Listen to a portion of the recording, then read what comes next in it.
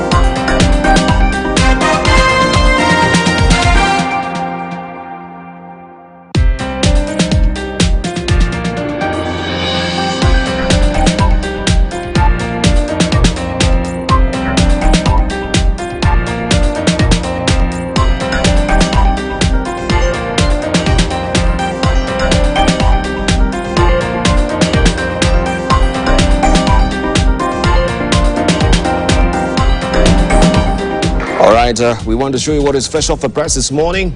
Food crisis looms. This is what is on the front page of the Standard this morning. Cause of floods, it says food shortages fears after floods sweep through nations.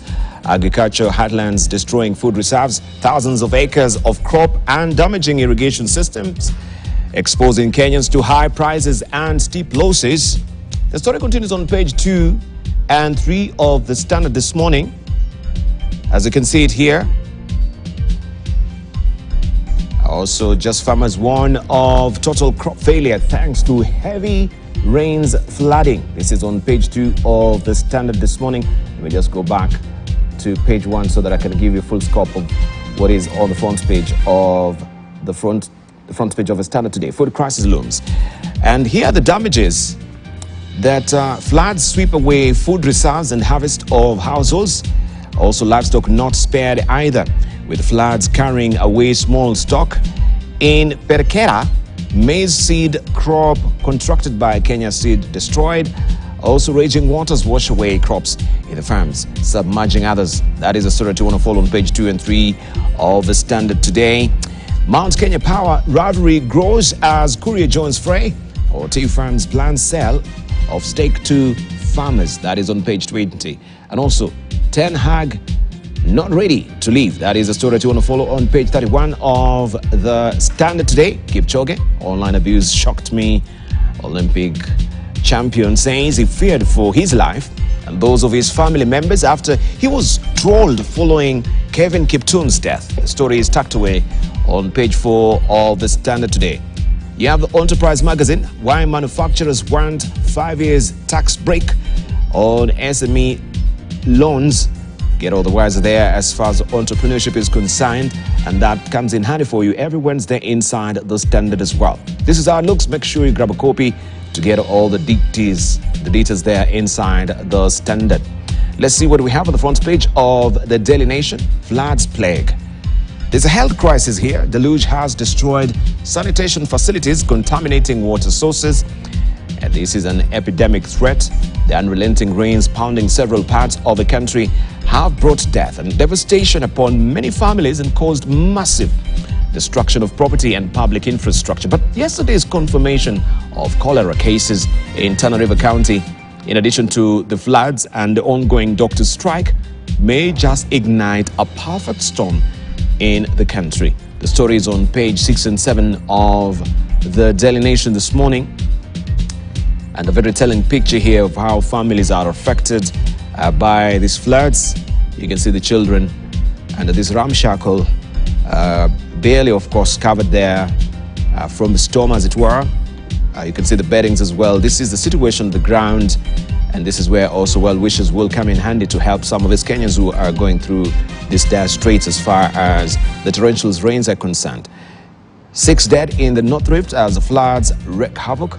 Repairing lands, demolitions in city slums, but none in wealthy suburbs. And King Charles empathizes with Kenyans and President Ruto over crisis that you have inside the Daily Nation today. Online learning, there's a class divide between academies, public schools, and that is a story that you could follow inside the Daily Nation. The indefinite postponement of the reopening of schools has exposed a wide class divide where children from humble backgrounds and who majority attend public schools are going without learning, as their counterparts from well-to-do families attend classes virtually. Children from low-income backgrounds also form the majority of those affected by floods or flooding through displacement and destruction of school infrastructure. The story continues on page 4 of the Daily Nation. On the sidebar, courts review outdated defilement law demands activists. Review outdated defilement law. This is what activists are demanding. This comes after a man who was convicted and sentenced to 20 years imprisonment for defiling a 15-year-old was set free after the High Court ruled he ought to have benefited from his defense that he believed the minor was an adult due to her body size. This story continues on page 2 of the Daily Nation this morning. And housing levy, KRA goes after landlords, small businesses as well. This is on the back page of the Daily Nation. Azlin Turi trial starts MP fears for his life, and NCPB boss fails to stop his arrest over fake fertilizer saga. That story on page 12 of the Daily Nation today. And looking at the world pages, Russia's Putin sworn in for new 6-year term in power as president or prime minister since 1999. President Vladimir Putin is locked in a confrontation with Western countries. He accuses of using Ukraine as a vehicle to try to dismember Russia. You have a story on page 27 of the Daily Nation this morning. The Star is up next. Tough questions for Linturi in ejection bid. Fake Fertilizer Committee to conduct 3-day marathon hearing from today to Friday. Why, for instance, he directed Cal Chemicals to read a statement authored by NCPB? That's another question. There you have a story on page 4 and 5 of the Star this morning. Also, overwhelming schools assess damage after devastating floods. Overwhelming. Schools assess damage after devastating floods. This is what we can see from the pictures here. Where to begin? Damaged computer lab, collapsed classroom wall at Madara Primary School. Security guard Cornelius Anjeche sorting salvaged documents yesterday. This is the reality on the ground with the torrential rains and the floods. Speaker Kingi holds debate on DARCO bills in the Senate. Kenya to deploy a first batch of 200 cops to Haiti this month. And Kibor widow in court after eviction from their home. Also on top, my families feel threatened after Kelvin Kiptum's death. This is what Eliud Kipchoge is revealing. And you can follow the story on page 2. Campaign of abuse is all about the social media and how he was trolled and he felt adversely affected by that, and his family as well. Finally, white smoke over doctor's strike is a splash on the front page of the People Daily.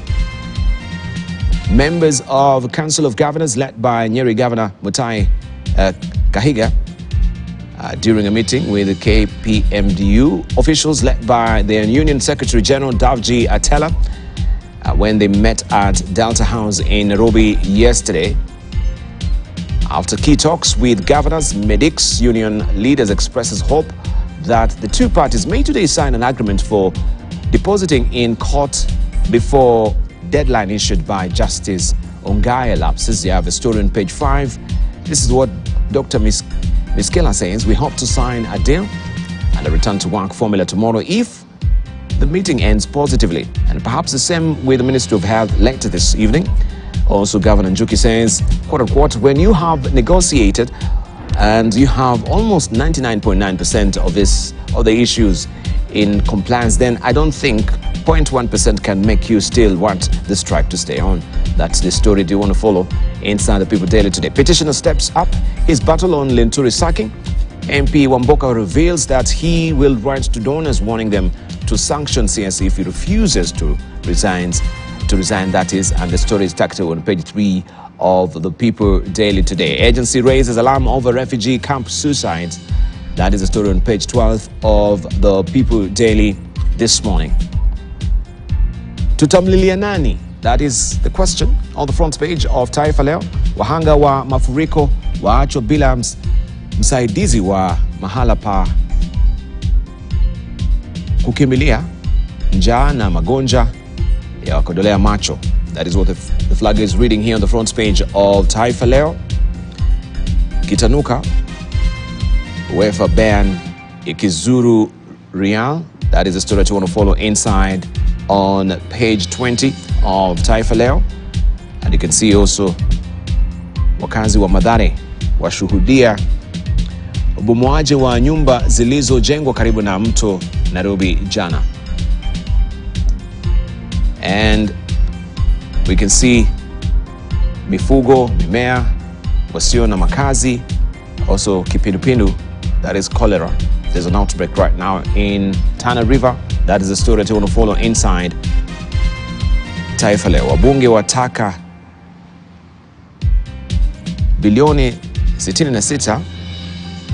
You can follow the story. Wapendekeza mgao huo katika bajeti ya mwaka wa 2024-2025. Let's buckle down to some business. Top insurance firms miss earnings release deadline. That is on the front page of the Business Daily. New accounting rules create compliance nightmare. Some insurance seek regulators not to delay results. Kenya's top insurance companies, including CIC and Jubilee, have missed the deadline for publishing financial results for the year ended December 2023 as they struggle to comply with the new industry accounting standards, denying investors and policyholders a peek into the financial health of the firms. You can read the rest of the details on page 2 of the Business Daily today. And now Sri Lanka's Browns beat Sassini to Lipton Tea Kenya deal. Sri Lanka's Browns Investment PLC dangled a community development and empowerment card in the battle for Lipton tea assets in Kenya, helping the multinational firm to beat Sassini to the deal that will hand it control of 20% of the country's tea industry. Sources said Brown's pitch for Lipton's assets heavily centered community welfare, including a discussed 15% stake for the local community in Kericho. That story continues on page 2 of the Business Daily. Landlords feel the pain of affordable housing levy. Small businesses and landlords have started feeling the weight of the affordable housing levy after KRA clarified they will pay 1.5% of rent and gross sales. Also, SEZ, Special Economic Zone firms get 1.9 billion shillings tax incentives in 9 years. Companies operating in Kenya's Special Economic Zones were exempted from paying 1.98 billion shillings in taxes and other levies in the 9 years to 2023. Kenya EU launched talks to data sharing. Kenya has started talks with the EU that, if successful, could pave the way for the flow of personal data between the two jurisdictions without any additional restrictions. Equity Insurance Unit jumps to 4th slot. Equity Group's life insurance subsidiary has tripled its market share to become the 4th largest long-term underwriter in Kenya in its 2nd year of operation. This story tucked away on page 14 of the Business Daily today. Grab a copy to get all the wiser as far as biashara is concerned. Daily Monitor in Uganda, traders gains, loses in meeting with Museveni. President orders Uganda Revenue Authority to open shops. It locked over electronic physical receipting and invoicing solution standoff, but says tax revenue is required to develop the country for current and future generations. You can follow the story inside the publication today, and you can see Museveni here of him and traders at Kololo ceremonial grounds in Kampala yesterday. The president met the traders to resolve their grievances, including over the electronic physical receipting and invoicing solutions. You can follow the story on page 4 and 5 of the Daily Monitor. Government borrows 1.1 trillion shillings to upgrade national roads. And also you have Homes, that is a Pulled magazine inside the Daily Monitor, all about real estate, property distribution after divorce. Find all the details that really goes inside there when divorce is the current state of play in your situation. Government's education priorities as budget beefed up to 1.96 trillion shillings. The Ministry of Education, Science and Technology is expected to spend 1.96 trillion shillings in 2024-2025 budget, about 200 million shillings more than its budget for the current financial year. You can read the rest of the details in the Citizen. If you're waking up in Tanzania, and also Tanzanian presents her thesis at White House on child marriages. A Tanzanian student studying in the US, Consolata Chikoti, was chosen to present her report along with 4 other fellows. You can follow the story on page 2 of The Citizen. Tanzania picks Ndugulile to vie for position of WHO Africa boss. That story on page 3 of The Citizen today. CCM distances itself from Lissu dirty money claims and demands probe. That is also inside today's publication on page 5 of The Citizen. If you're waking up in Tanzania this morning, let's go to Rwanda. Can Rwanda turn the tide on music royalties? Rwandan artists will still struggle to collect royalties, demanding rules be enforced to benefit from the creative work. And Kagame can be seen, that was actually the conference with him. Kagame urges youth volunteers to join efforts for collective development. And he can be seen here interacting with over 7,000 youth volunteers from across the country during the 10th year celebration of the Youth Volunteers Congress at BK Arena in Kigali. Kagame urged them to foster personal development and join efforts to achieve the desired collective development in the country. That is a story to want to follow inside the New Times today. Government launches project to restore Congo Nile divide. And also Nyabihu's sheep market sees high demand for Congolese buyers. That is a story to want to follow inside the New Times. I will be showing you the East African, where, of course, the headline is all about prepare for hunger.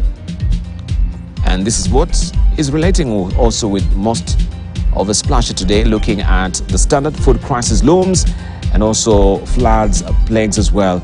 And all this is the blowback of the torrential rains and floods in the country. Joined this morning by Professor Peter Kagwanja, who is the CEO of Africa Policy Institute. Also, we joined this morning by Farah Malim, who is a member of Parliament, Dadaab, also international relations analyst. We joined this morning by Dr. Ken Mbongi, who is head of the department, of course, at the University of Nairobi, History and Archaeology. And also we'll be joined much later by Professor Mashari Munene, who is a historian as well. So let's put this horse into a full run and just hear from our panelists, just to get introductory remarks from where they have been. Haven't seen Peter Kagwanja, Farah Malim, Ken Mbongi. We've been with him, and also Professor Mashari Munene will join us to tell us where he has been. But let's begin with you, Peter Kagwanja. Right, we missed you last Wednesday. What's the gossip? I should start there. Sorry? What is the gossip? Yeah, what is the gossip? Farah Malim also will tell us he's been to Senegal as well. What is the latest development from there? And we'll hear from Professor Mashari Munene where he is. Dr. Hassan Kanyenje today he is in Djibouti, so he'll also give us a report when he comes back as well. But last Wednesday, yes, we got some distressing news that you had to, you know, you're on a tearing rush to go to Muranga. Yes, because I think they had listed one of my small investment dam as one of the 178 risky. Well, the high risk dam. Water features, and it is it's a small pond actually, where I keep fish. But the problem was that it's a fish pond, not a dam. It's not a dam. It's on two. But it was listed as a dam. So 2 or 3 acres. But you know what dams are? They're 20, 30, 40 acres. Those are big dams. Anyway, the point was that they listed a private dam belonging to Professor Kagwanja, not even Peter Kagwanja. And you know what there? It has so many Kagwanjas. So we were asking which one now. Which got Kagwanja. Anyway, so I had actually to rush in the morning to see whether there was any cause for alarm. NEMA came up and they said, well, it's very okay, not just okay. It is not a threat. Why it was listed in the first place, I don't understand, but that's okay. It happened. But it was difficult to get there because one had to go over this Kenyatta University Wendani area, and that river had already become, overflown and we couldn't pass. So you had to wait or look for an alternative route, which is what we did. So we couldn't make it on Wednesday. It was that serious. Yeah. Otherwise, everything would have been okay. The weekend has been good for me. Yeah. So everything has been fine. Right, but of course, the news that really came to hand was there was some landslides in Muranga, and could be also relative. Yeah, that's the other thing, because our original home where we came from is somewhere called Karunge, those areas of Getuge. So some of our relatives were affected in those mudslides, that took place in Getuge, or that part of Mathioya. So again, we wanted to find out what is happening in that area. Was called the evening before, and I was told that some of our people have been affected, our relatives, distant relatives though. Yeah. So again, it was a mix of a lot of things in that case. I think I'm sure we'll get to discuss this, but the question of preparedness of this country to deal with disaster is wanting, because this is a country that can expect either drought, can expect floods, we can expect locusts, which we've experienced, can expect earthquakes, we can expect cyclones, as we have seen now in Tanzania and part of Kenya. So we should always be prepared. This knee-jerk reaction, the kind of ad hoc response to to this can't get us far. It's just going to make us poorer, as we can see today. That the damage that has been done by the floods can only be estimated in billions, not in millions. Whether you're talking about damage of roads, damage of bridges, damages of homes, property, damages of institutions, the loss we are going through by closure of our schools. It's again over and above what we went through during the COVID time. So it really requires to go back to the drawing board and think about what exactly we need to do as a country in long term, because the reaction by politicians particularly and leadership is very casual and leisurely. That's what we are calling disaster tourism. It's very leisurely, a photo moment with those affected, an order here, an order there. There is nothing coordinated in the way we know what coordination is. Yes, private people are being told, some people in Nairobi now have formed committees to drain their areas, which should not be the case. That the governments, either the county governments or national governments, should actually be doing that or have already done that, because they're the ones who map these issues.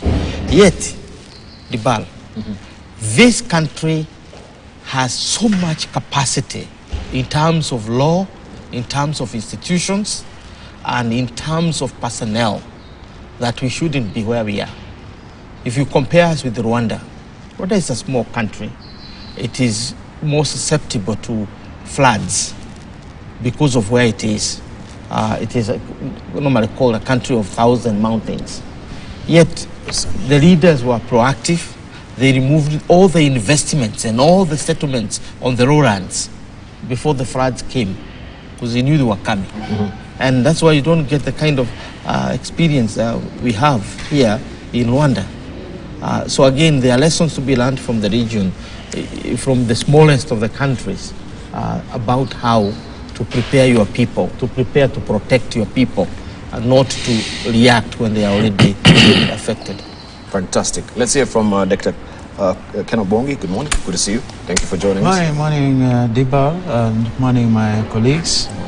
I'm surprised that Professor Kawanja is surprised about what he's calling optics, really, by politicians. Disaster tourism. Disaster tourism. That's a phrase I was looking for. Yes. Well, politics in our country here is about perceptions. A photo here, a photo there, and it makes a trick for them. And we, as the gullible public, believes that something is being done. But beyond that, really, the key word from the ravages of floods, Dibal, is destruction. You look left, destruction. You look right, destruction. And it's destruction of crops, destruction of life, destruction of infrastructure. And I hope as a country we are prepared that after this, the cumulative effect of what we have had in these floods is going to predispose the country into epidemics. I wouldn't be surprised to see, diseases like cholera, dysentery, malaria, going up. I hope we are prepared for this. But then, people, amidst these challenges and tragedies the country is going through, in the University of Nairobi, we are having University of Nairobi Innovation Week that started this Monday. This is a chance for the institution to showcase what makes us tick in terms of innovation and the new developments in different departments, different faculties, both the humanities, social sciences, and faculties of natural sciences. It's a great moment for us as an institution, and at least it can relieve the sadness that we are in, that one of our great institutions is still trying to innovate, creating imagination from students and the faculties. I think it's a great week for us. Yeah. Fantastic, fantastic. Farah Malim, good to see you. Good to see you. Welcome back from Senegal. Yeah, welcome. You happen to meet the welcome back. president? Well, I saw him. He had a function where I was in the hotel. I had an opportunity to see him and say hi to him. But I did not see the agency at that moment. I was not there to see him. I didn't travel there to go and see Fai. I traveled there on a conference of the African Commission for Human and People's Rights. And I think that was in the same hotel where we were doing Azalai Hotel is when one place he came in, he had a function there. People were taking photo opportunities with him. He's a young man. There's a lot of hope. He is serious. He's upbeat. He seriously, in my opinion, wants to make a difference. And we will wait and see. One of two things. Either he becomes like one of the very many people who are very hopeful in the first places and later on turned out to go into bed with the traditional imperialists and neo-colonialists and colonialists who had sucked this continent dry and continue to suck it. Or he will fight it out, seek another alliance, very powerful alliance that can guarantee, and basically be extremely proactive and maintain his space there and the independence of his own country and come up with very evolutionary and revolutionary, programs in there. Or they will get rid of him the way they did it to many others. You see what I mean? So if I were him, the earlier he strategizes so well and has the alternative, the option, because I remember a friend of mine who was the head of state, and I can't tell you whose name he is, an African told me that he had a moment with the president of Chad one time. And I asked him, why are you allowing the French to exploit your country and literally cut away the billions of dollars out of it in every sector of natural resources? You know what he told him? He said, listen, this is my house, come to the window. That's where there's a military, French military camp. If I go against them, they can get rid of me in a matter of hours and pick one of my own juniors or officers there in the military to take over again. So basically, they're powerless, they're helpless in many of those countries. And I really respect the three of them who have come out now, Burkina Faso, Niger, and Mali, because they immediately went out there and created a strategic alliance with the French, with the Russians, and brought the Russians in, brought Wagner Group inside there, just in case the Americans, the French, and any of these Western, traditional historical crooks to the African continent, basically people who have enslaved us and did all the awful things to us. If they decide try to play any games with him, the same way they played with David's father, then they're here. And already a camp where they spent in excess of $100 million to set it up. And the 1,000, Americans in there, they all had to pack and leave. And he told the Russians to go in. So they even left behind some of the equipment. They ran literally to get out of the country because there was a force equal and maybe much more powerful than them. And that's the only language, the global West understands. So what he does, I don't know. I think he needs to be very tactical. He needs to be very, very, very, very strategic and not go out there and start antagonizing them before he has the defense mechanisms in place. He has to have serious defense mechanisms. He has to bring in either the Russians or the Chinese or anybody else who basically has a muscle to look, eyeball to eyeball with the West. Otherwise, the French would never give up. French had been cutting out of that place trillions of dollars worth of natural resources every year, and they continue to do it. In a failed state like ours, which is next door here, Somalia, every night, I was in Mogadishu sometimes back, by 3 o'clock in the morning, heavy transport planes come in there cutting away the uranium and the cobalt and everything else that they're setting. They're demolishing, taking over entire areas. And they do that in Kismayu, they do that in Mogadishu. So they're literally stealing the natural resources of that country in a manner you cannot imagine. So they would want it to stay failed the way it is, so that they can keep continuing doing that. Plunder. Go to DRC. It's equally as bad, if not worse. So FI has a serious challenge, and if I were him, I would tell him not to go too fast before he has a serious strategic alliance with a counterbalance. You know what I mean? Yeah. We say in my language, you are either a lion or you are leaning on a lion. You know what I mean? You know what I mean? Or you say you're either a wall, a wall, or you're leaning on a wall, which means you have a wall to protect you. But otherwise, the boy has all the good ideas, and I have not just him and Sonko. Right. And the nation is behind him, fully behind him. So when I you saw travel also in the streets some conversation also on, I think, diplomatic circles that even the French language now he's replacing with Arabic. With Arabic, is Yeah, that with true? Arabic, yeah. Okay. Well, I And find there was a debate whether the Arabic language is an African language or not. I could see a lot of. it is an African language. It is an African language. So people saying, you see. Let me tell you, we could have had any kind of histories between ourselves. I mean, he's from the mountain region here, and for the longest, before colonialists came, the biggest adversary were the Masais. You know what I mean? but that does not make a natural enemy. You know what I mean? That just makes the neighbor. So because the Arabs were part of the continent, there are bad histories that Arabs have been involved. There are also very good histories that the Arabs have been involved. You know what I mean? And that bit of push and pull, raiding for livestock, for women, and occasionally for slaves, has also is as African as it is, because 70% or 70% or 60% of the slaves that were taken to the West were sold by the chiefs. Largely, the Arabs have had a role in that. There's no question about that.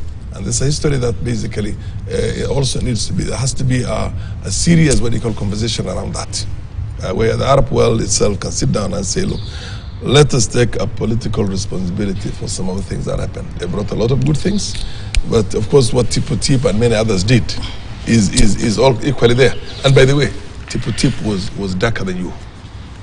Tipu Tip was... I thought I was light. No.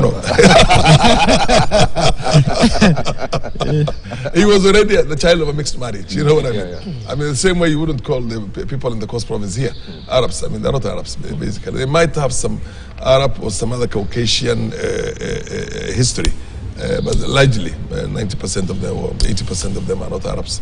And the Arabs who are there are people who came from Yemen, and those who came from Yemen did not come here for slavery. They basically came here to act for a small living, you know what I mean? Those from Yemen, they came through Somalia, they came to the Kenyan coast, and they have a history. They have a history probably longer than most African tribes, particularly the Bantus, you know what I mean? In this part. In this part, okay. Because the Bantus came from the Congo. Right. Let me just finish what I have to say now. So, now, on the optics, I also participated in a bit of those optics. In the disaster tourism. Whatever you want to call it. It is disaster tourism. Clearly, I was not going there as a tourist, because I know the place. But we went to Garissa and with the deputy president. Yes. And you know, the beauty of it is that a lot of these things are happening in the north. And I must commend the deputy president, because when you go there firsthand, and you walk through the floods and you see the kind of infrastructure, the pathetic infrastructure we have out there, and you know, you fly out there and you see everything, including and a number of ministers. Murkomen was there, Churchill was there, Davis Churchill was there. When I was coming back myself, I hiked. I came with the chopper. That essentially was for Davis Churchill. And we went to see all the, what you call the Seven Fox, what do you call it? Seven Fox Dam. Yes, Seven Fox Dam. Yes. And that is where the problem of Garissa and you know, the downstream Tana River is. The moment you release that, then you literally destroy everything along this path. Yes. So the point we have been talking about myself for the longest, for more than 30 years, is that we need to have a flood, if not for anything else. If nobody, you know, we've never had a Somali president or a Pokoma president in this country, or a griot in this country since independence. Only 2 communities that had that. And the fact that they have starved us of any infrastructural development, literally starved us, other than the bits and pieces that we're seeing right now in the plans of Ruto government. And I want to say that I'm optimistic that there will be a change for once in that direction, because he's seriously committed to changing that face, particularly the road all the way to Mandera, to Liboi, to Lugo, to a number of places, Wajir and Moyale. Those ones he's seriously committed. But when you go out there and you see it yourself, because I don't think you ever went to Garissa. Have you ever seen Garissa? Dibal? No, I've never been to Garissa. You've never been to Garissa? No. Have you ever been to Garissa? Yes, not once. Of course, he has been several to Garissa. times. Yeah, but you see, if I tell you that I've never been to Kakamega, you would think there's something seriously wrong with me. I know what you're insinuating. with my profile. So when a Turkana or a Somali says when he's coming to Nairobi, I'm going to Kenya, he has a reason to do that, because this has never been part of mainstream Kenya. It's just been a buffer zone, you know what I mean? From the colonial time, and the subsequent country governments came in there and institutionally marginalized those areas. So now it's bad.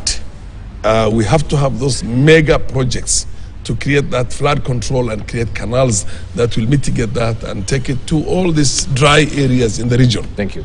You get my point? Right, yeah. Take the water, one, to protect the downstream, and two, to use that water also for irrigation, for agriculture, for all those kind of, in that dry area, because we have the vagaries of weather. One time we are suffering because there's a drought and famine. We have never had rainfall. The other time we're suffering because we've had too much rainfall. You know what I mean? Yeah.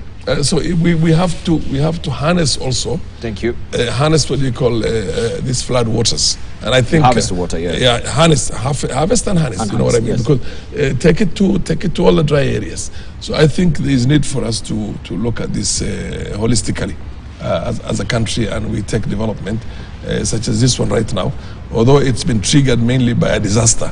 But then even disasters have a silver lining. You know Indeed, what I mean? indeed. I agree. I agree. Thank you. Let's hear from Professor Macharia Munene as well. He was off the radar, off the grid, so to speak, as well. I know where he was. And finally he's back. And the last time we know where he was. This time. Maybe he's been consulting for the Wagners. He can tell us.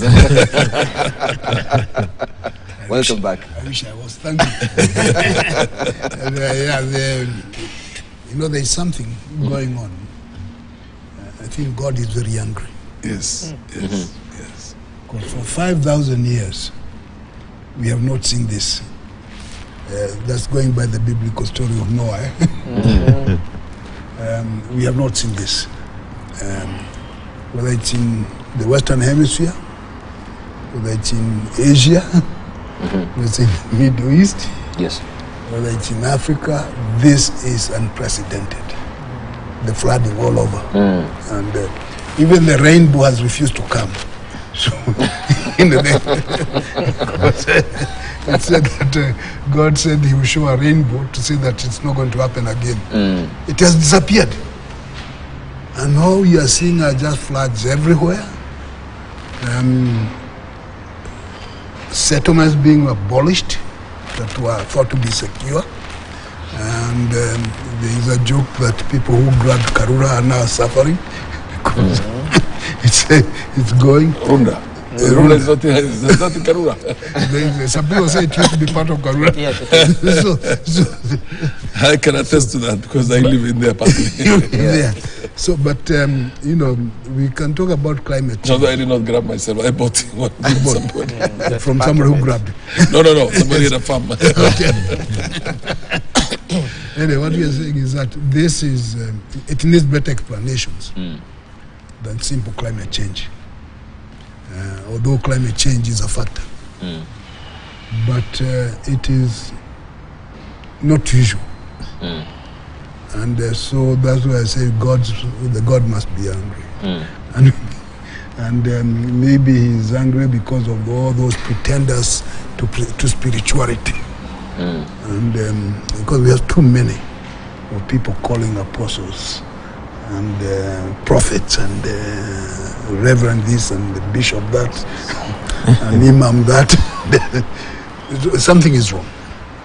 But it would have been fair to also just point out on those prophets with a wide broom, because I think it also cuts across. There's so many ills in the society today. We're talking about corruption. They are part of that. We're talking about so it's a melange of so many and conflict, so many bad things, yes, that would make God angry. Indeed. And so those of us who pray should increase our prayers so that he gets to hear and do something, including all the Ubongi years. Now, talking about harvesting water, and the Aluda was somewhere,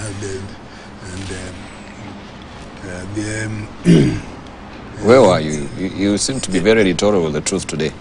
No, he will be. I was in Eritrea. He was in Eritrea. You're in Asmara, okay. Yes, in Asmara.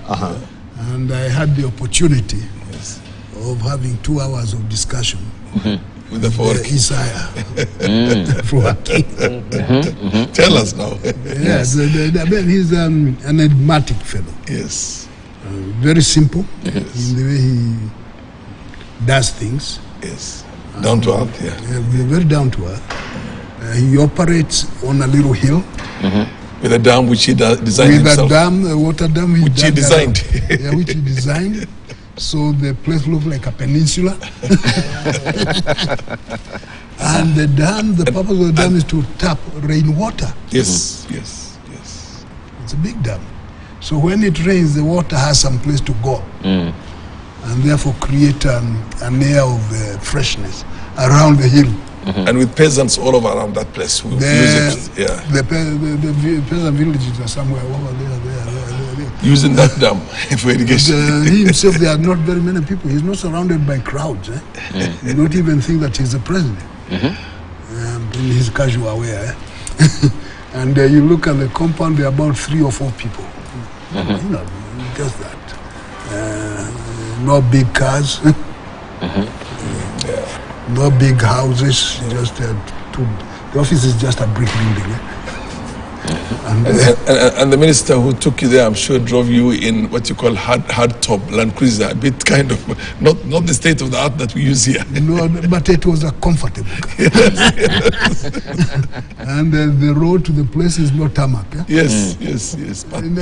Partly, yeah. So you go through the rural atmosphere. Yes. And see, as you're going, you say, hey, how come the president's place is not tarmac? But it's just open up to the hill. And one thing I noticed that those Eritreans are very religious. Because there is a church on very many little hills. The Orthodox Church. Yeah, Orthodox Church. They're on hills. So sometimes maybe difficult climbing. That's why they are fit. Because climbing up and down to go to it. But it was an interesting experience. Seeing the country, but mostly having the discussion with the president and what he dreams about or would like to dream about. And most important, that self-assessment. He seems to be in a mood to reassess everything. Because the admission, it's not many people who go around admitting things are wrong. But admitting that the world or even his region is not doing very well is a starting point. So the next thing, then what do you do about it? Indeed. Yeah. So it was an interesting experience. Oh, thank you for that rich stream of information. I just wanted, before I let it fly, because Honorable Farah, when we're talking about Senegal and also the current president now installing Arab as the official language, and he says the Arabic, Arabic, sorry, is Arabic is an African language. Yeah, so we know the history of Arabic, so I'd love to hear from Dr. Bongi and you as well, the historians, and Peter Kagwaja, before we take a short break. Yes, I'd love to also weigh in on so that. get clarity. That has been the debate. Well, Is it? Thank you very much, Debal. In fact, I wanted earlier on to respond to Mheshimiwa. Arabic being an African language, I'm not quite sure. What's African? Perhaps if you are talking about historically. No, the definition. Okay. Mr. Speaker, sir, point of order. So parting in, and we'll give you a chance as well, Mr. Speaker. Unless you're, of course, talking about it historically, that it has been in this region, which we geographically understand as Africa, longer than many other foreign languages. And it has had, the advantage of, mixing with local languages and producing new languages like Swahili. If it is in that sense, then it could have some ingredients of Africanism. But if you look at it strictly and geographically, really, Arabic cannot be an African language, if you ask me. Barring, those historical realities. I'll wish to hear what Prof will say, but those are my very strongly held sentiments. That Arabic, just like any other language, is a language that historically symbolizes how Africa has interacted with the rest of the world. And what the British could call the Middle East is part of that region that Africa has interacted with over the years. And its effects can be seen even amongst ourselves, beginning, of course, with the East African coast and then finally spreading to the interior. Quite a great number of words in Swahili are of Arabic origin. Just like they are of Sanskritic origin. Sanskrit's in a language in the Indian subcontinent. That fact doesn't make Sanskrit an African language, nor does it make Arabic an African language. The point number two is the issue that Mheshimiwa raised about the Senegalese grappling with the long influence of France and the Americans and trying to shed off that now. For me, it's really an indication when you see what is happening in Chad and now in Senegal and many other countries in West Africa that are doing that. It clearly shows a continent in a crisis, a catch-22 kind of situation.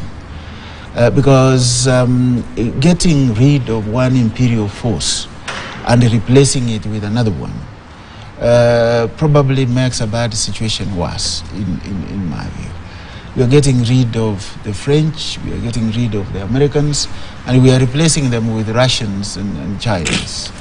Dipal, and I guess my colleagues will agree with me on this, imperialism, as always, through history, means one and the same thing. It means alienation, it means domination, it means control. And the Russians and Chinese will not be that magnanimous, really. They are looking for their own interests, just like the French and the Americans have been doing. So probably the conversation that we need to have as a continent, in my view, and Prof here and Prof and Mheshimiwa, is how do we increasingly come together as a continent to give us a voice that will give us fundamental influence in the world, and somebody will stand somewhere and say, Africa has spoken. And that can only come if we can come together as a continent, not relating with Russia or China as Senegal, as tiny little countries, Kenya, Tanzania. That's the typical divide and rule in this time when I clearly see what I regard as the second or the scramble and the partition of Africa too. And it will be said that we might end up remaining subordinate as a continent, as we did in the partition, in the scramble and partition of Africa I, which came on the work of the Berlin Conference of 1884-85. So I'm not very optimistic. You know, I have respect for Russia, respect for China in many other ways, and many other countries that have a lot of interest in Africa, including India. But my view is replacing, you know, a neo-colonial power with another one is simply making us move from, you know, the flying pan to the fire. All right. Let's hear from Professor Kagonja before we wind up, just briefly, 2 minutes. Yes. I'll cut you short on the on top of the hour. We must reread and listen to Ali Mazrui's historic work, The Triple Heritage of Africa. Read it. And that will give us a proper interpretation. In short, Mazrui says the Africa we know today is made of 3 parts. Part 1 is indigenous, that which is produced out of our geography, and that which evolves from the essence of African environment and culture and so on. Second, the influence of the Arabic, Islamic culture. Remember, Arabic comes before Islam. If you look at Hassan bin Yusuf bin Hassan on the coast, they were there years long before Islam rose as a faith. The third one is now colonialism that brings into Africa new languages, not one, several, and new faiths and new cultures and new concepts and philosophies. So what is the point?